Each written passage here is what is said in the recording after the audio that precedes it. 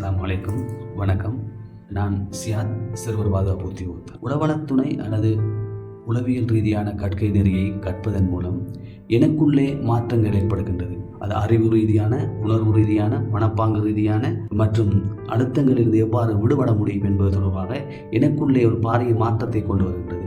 எவ்வாறான உளவியல் அல்லது உளவளத்துணை கற்பதன் மூலம் உளவியல் ரீதியான நோய்களை எங்களால் அடையாளப்படுத்தக்கூடியதாக இருக்கும். குடும்ப ரீதியாக நாங்கள் எவ்வாறான பிணக்குகளை சந்திக்கின்ற பொழுதோ இந்த உளவளத்துணை அல்லது உளவியல் எங்களுக்கு எவ்வாறான விடயங்களில் உதவுகின்றது.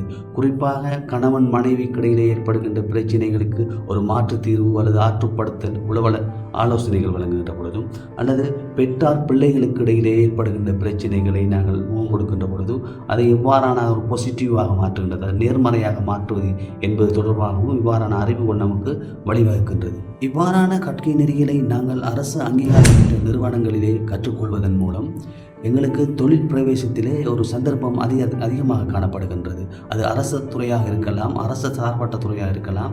இவ்வாறான துறைகளுக்கு செல்வதற்கு அரசு அங்கீகாரம் பெற்ற நிறுவனங்களுடைய சான்றிதழ்கள் எங்களுக்கு இன்னும் வலுவூட்டலாக இருக்கின்றது. இவ்வாறான துறைகளை தெரிவு செய்யப்படுகின்ற பொழுது மேற்கத்திய நாடுகளில் தான் ஆரம்ப காலத்திலே உளவளத்துறையின் அவசியம் இருந்தது.